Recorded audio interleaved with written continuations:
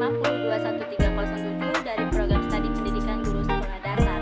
Nah, kemarin kita sudah membahas tentang konsep dan pengembangan pembelajaran IPS SD pada kurikulum K13 dan kurikulum Merdeka. Sekarang kita akan membahas tentang kebutuhan pembelajaran IPS SD terhadap muatan PPK kurikulum 2013 dan P5 implementasi kurikulum Merdeka. Nah, apa saja sih isi dalamnya? Tonton terus. Apa sih yang menjadi kebutuhan pembelajaran IPS?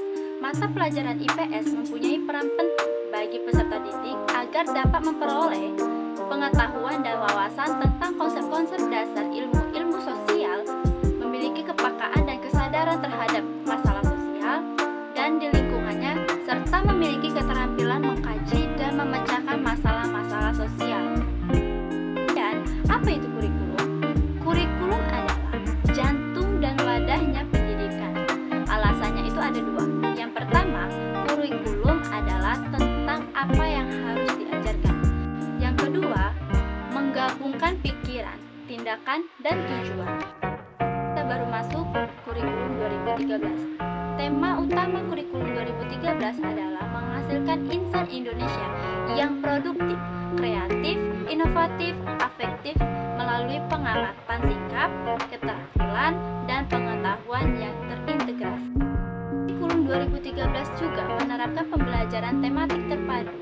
Tematik terpadu ini adalah pembelajaran yang dikemas dalam bentuk tema-tema berdasarkan muatan beberapa mata pelajaran yang dipadukan atau diintegrasikan.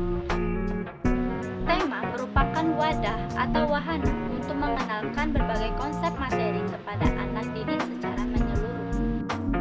Ada beberapa untuk menerapkan penilaian dan tata cara untuk mengajar kurikulum 2013.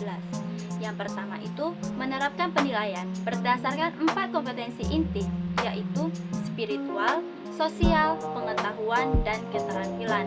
Yang kedua, pendekatan pelajaran tematik. Yang ketiga, mapel atau mata pelajaran bahasa Inggris tidak diwajibkan. Yang keempat, KI dan KD, kompetensi inti dan kompetensi dasar. Yang kelima itu ada silabus. Yang keenam, RPP. RPP ini rencana pelaksanaan pembelajaran. Dan yang ketujuh ada PPK, penguatan pendidikan karakter. Adapun struktur pembelajarannya yaitu kompetensi inti atau KI, yang kedua struktur pembelajaran, yang ketiga pembelajaran berbasis tema di kelas rendah, dan yang keempat pembelajaran berbasis tema di kelas tinggi. Untuk kompetensi inti ini ada 4 KI-nya. Yang pertama itu KI 1, spiritual atau afektif, KI 2, sosial atau afektif, dan yang ketiga KI 3, pengetahuan atau kognitif, dan yang keempat keterampilan atau fisikomotor. Dan struktur pembelajaran. Struktur pembelajaran ini ada 4 tahapannya. Yang pertama tema, subtema, pembelajaran, dan JP, jam pembelajaran. Tema ini dilihat dari bulan, lalu subtema dilihat dari minggu, lalu pembelajaran dilihat dari hari, dan JP dilihat dari jam. Nah, kemudian ada penguatan pendidikan karakter atau PPK. Yang kedua ada kecakapan abad 21, ada scientific dan HOTS. Nah, di sini penguatan pendidikan karakter atau PPK. Di dalamnya ada religius, nasionalis, mandiri, gotong royong, dan integrasi. Sedangkan di kecakapan abad 21 ada kreatif, critical thinking, kolaboratif, dan komunikatif. Scientific juga ada menanya, mengamati, menalar, mencoba, dan mengkomunikasi. Sedangkan di HOTS ada mengingat, memahami, aplikasikan, analisis, evaluasi, dan mencipta. Penguatan pendidikan karakter atau PPK ini adalah gerakan pendidikan di sekolah untuk memperkuat karakter siswa melalui harmonisasi olah hati atau etik, olah pikir atau literasi, dan olahraga atau kinestetik dengan dukungan pelibatan publik dan kerjasama antara sekolah, keluarga, dan masyarakat. Di religius ada mencerminkan keberimanan terhadap Tuhan Yang Maha Esa. Yang kedua itu ada nasionalis, atas kepentingan diri dan kelompoknya. Yang ketiga itu ada gotong royong. Gotong royong ini mencerminkan tentang menghargai semangat, kerjasama, dan bahu-membahu menyelesaikan persoalan bersama. Lalu ada integritas. Integritas upaya menjadikan dirinya sebagai orang yang selalu dapat dipercaya dalam perkataan, tindakan, dan pekerjaan. Lalu ada mandiri.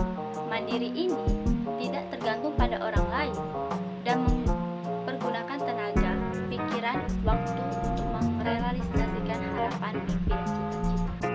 Kemudian kita masuk ke kurikulum merdeka. Kurikulum merdeka ini kurikulum yang jauh lebih ringkas, sederhana, dan lebih fleksibel. Bisa mendukung learning loss recovery akibat pandemi COVID-19. Melalui kurikulum merdeka juga untuk mengajar ketertinggalan pendidikan Indonesia dari negara-negara lain. Dan kurikulum merdeka ini juga melibatkan siswa lebih aktif dan lebih bebas untuk belajar. Kurikulum merdeka ini menerapkan penilaian berdasarkan fase, yaitu fase A, fase B, fase C. Untuk fase A itu untuk kelas 1 dan 2, fase B untuk kelas 3 dan 4, fase C untuk kelas 5 dan 6. Kemudian yang kedua, pendekatan pelajaran pisah atau permapel. Mata pelajaran bahasa Inggris dijadikan mata pelajaran pilihan bagi sekolah sesuai kemampuan. Dan yang keempat, mata pelajaran IPA dan IPS itu digabungkan menjadi IPAS, ilmu pengetahuan alam sosial. Lalu yang kelima ada CP, capaian pembelajaran. Dan yang keenam ada ATP, alur tujuan pembelajaran. Lalu ada modul ajar. Yang kedelapan ada profil pelajar Pancasila. Dan yang kesembilan ada KOSP. Profil pelajar Pancasila ini yang pertama ada beriman bertakwa kepada Tuhan Yang Maha Esa dan berakhlak mulia. Yang kedua ada berkebinekaan global. Yang ketiga gotong royong. Yang keempat bernalar kritis. Yang kelima kreatif. Dan yang keenam mandiri. Di kurikulum merdeka ada 5 prinsip. Yang pertama relevansi, fleksibilitas, kontinuitas, efisiensi, dan efektif. Kemudian ada fungsi dan tujuan kurikulum agar menjadi suatu masyarakat yang dicita-citakan atau makro. Tujuan setiap mata pelajaran dan tujuan proses pembelajaran atau mikro.